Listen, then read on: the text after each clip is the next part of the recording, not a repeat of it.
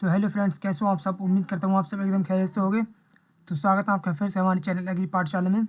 तो आज की वीडियो में आपके लिए लेकर आया हूँ बीएससी ऑनर्स एग्रीकल्चर के सेकंड सेमेस्टर के rural sociology and educational psychology subject के टॉप 25 ऑब्जेक्टिव टाइप क्वेश्चन जो कि आपके एग्जाम के लिए काफ़ी ज़्यादा इंपॉर्टेंट हैं। तो वीडियो को पूरी ज़रूर देखना। और इस सब्जेक्ट में ऑलरेडी 2 पार्ट बना चुका हूँ 25 क्वेश्चन के। अगर आपने वो पार्ट अभी तक नहीं देखे हैं तो आप चैनल पर जाकर देख सकते हैं। तो चलिए इस वीडियो की शुरुआत करते हैं। इसका पहला क्वेश्चन है, भारतीय ग्रामीण समाज का मुख्य व्यवसाय क्या है, यानी विच is the main occupation of Indian rural society. तो भारतीय ग्रामीण समाज का जो मुख्य व्यवसाय है वो है एग्रीकल्चर यानी कृषि। तो इसका आंसर है ऑप्शन नंबर बी, एग्रीकल्चर। भारतीय ग्रामीण समाज मुख्यतः कृषि पर निर्भर है। अगला क्वेश्चन है, which type of family system is mostly found in Indian villages, यानी भारतीय गाँवों में प्रायः किस प्रकार का परिवार पाया जाता है। तो इसका आंसर है option number B, joint family. ग्रामीण क्षेत्रों में संयुक्त परिवार परंपरागत रूप से अधिक पाए जाते हैं। अगला क्वेश्चन है, who introduce the concept of observational learning, यानी प्रेक्षण द्वारा सीखना की अवधारणा किसने दी थी। तो ये थी बंदुरा। तो इसका आंसर है ऑप्शन नंबर बी, बंदुरा। बंदुरा ने कहा कि लोग दूसरों को देखकर और उनकी नकल करके सीखते हैं। अगला क्वेश्चन है, which is the largest rural community organization in India, यानी भारत में सबसे बड़ा ग्रामीण सामुदायिक संगठन कौन सा है। तो इसका आंसर है option number B, panchayat. Panchayat Bharat की सबसे बड़ी और मुख्य ग्रामीण संगठन प्रणाली है। अगला क्वेश्चन है, trial and error theory of learning was given by, यानी प्रयास और मूल सिद्धांत किसने दिया। तो इसका आंसर है ऑप्शन नंबर ए, थॉर्नडाइक। थॉर्नडाइक ने प्रयोगों से सिद्ध किया कि सीखने में प्रयास और भूल की भूमिका होती है। अगला क्वेश्चन है, which programme was launched in 1953 for rural leadership training, यानी 1953 में ग्रामीण नेतृत्व प्रशिक्षण के लिए कौन सा कार्यक्रम शुरू किया गया। तो इसका आंसर है ऑप्शन नंबर बी, NILDP, यानी national extension and leadership development programme. 1953 में ग्रामीण नेतृत्व विकास हेतु NILDP शुरू किया गया। अगला क्वेश्चन है, which is not a part of Freud's personality structure, यानी फ्राइड की व्यक्तित्व संरचना का हिस्सा नहीं है। तो इसका आंसर है option number D, libido. Fried की संरचना ID, ईगो और सुपर ईगो पर आधारित है। लिबिडो ऊर्जा को दर्शाता है। अगला क्वेश्चन है, विच टाइप ऑफ ग्रुप इस पीयर ग्रुप, यानी मित्र समूह किस प्रकार का समूह है। तो इसका आंसर है option number A, primary group. मित्र समूह घनिष्ठ संबंधों वाला प्राथमिक समूह होता है। अगला क्वेश्चन है, who gave the 2 factor theory of intelligence, यानी बुद्धिमत्ता का द्विघटक सिद्धांत किसने दिया। तो इसका आंसर है option number B, Spearman. Spearman ने जी सामान्य और एस विशिष्ट कारकों पर आधारित बुद्धिमत्ता सिद्धांत दिया। अगला क्वेश्चन है, which is the first step in the social research process, यानी सामाजिक अनुसंधान की पहली सीढ़ी क्या है। तो इसका आंसर है option number C, problem identification, यानी समस्या की पहचान। किसी भी सामाजिक अनुसंधान की शुरुआत समस्या की पहचान से ही होती है। अगला क्वेश्चन है, who introduce the concept of guidance and counselling in education, यानी शिक्षा में मार्गदर्शन और परामर्श की अवधारणा किसने दी। तो इसका आंसर है ऑप्शन नंबर ए, कार्ल रोजर्स। रोजर्स ने शिक्षा में परामर्श और मार्गदर्शन को महत्व दिया।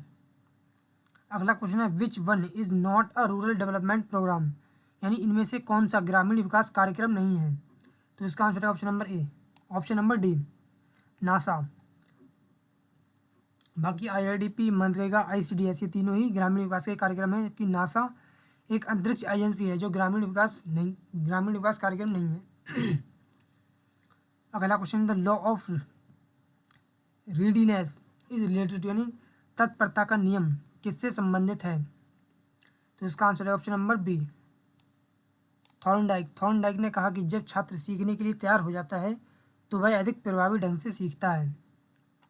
अगला क्वेश्चन है, which is the most importance factor in rural leadership, यानी ग्रामीण नेतृत्व में सबसे महत्वपूर्ण कारक कौन सा है।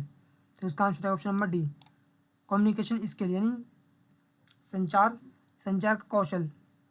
ग्रामीण नेतृत्व में अच्छे संचार कौशल सबसे ज़्यादा जरूरी होते हैं। अगला क्वेश्चन है which type of memory is most lasting, यानी सबसे अधिक स्थायी स्मृति कौन सी है?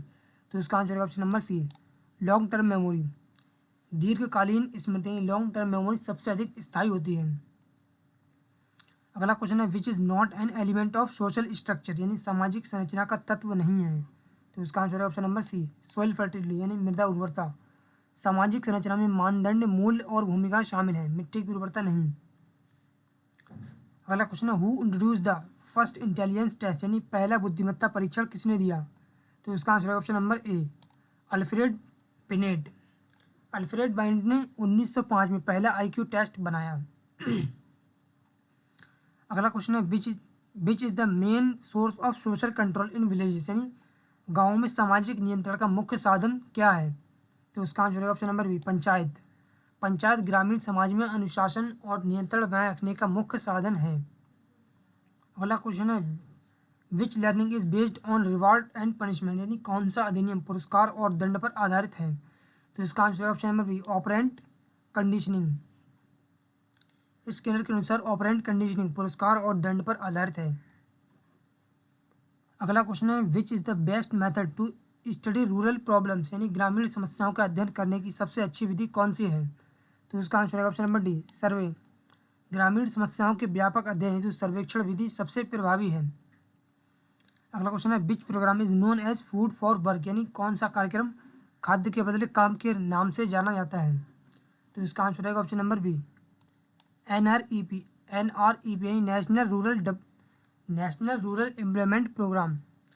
NREP को फूड फॉर वर्क प्रोग्राम कहा गया। अगला क्वेश्चन है which psychologist gave stages of moral development, यानी नैतिक विकास के चरण किसने बताए? तो इसका आंसर है option number B, Kohlberg. Kohlberg ने नैतिक विकास के 6 चरण बताए। अगला क्वेश्चन है which is the main M of educational psychology, यानी शैक्षिक मनोविज्ञान का मुख्य उद्देश्य क्या है? तो इसका आंसर है option number B, understanding child behaviour. शैक्षिक मनोविज्ञान का उद्देश्य छात्रों के व्यवहार को समझना और उन्हें बेहतर सिखाना है। अगला क्वेश्चन है who wrote the book rural sociology in India, यानी रूरल सोशियोलॉजी इन इंडिया पुस्तक किसने लिखी? तो इसका आंसर है ऑप्शन नंबर ए, AR देसाई। AR देसाई ने भारत में ग्रामीण समाज पर प्रसिद्ध पुस्तक लिखी।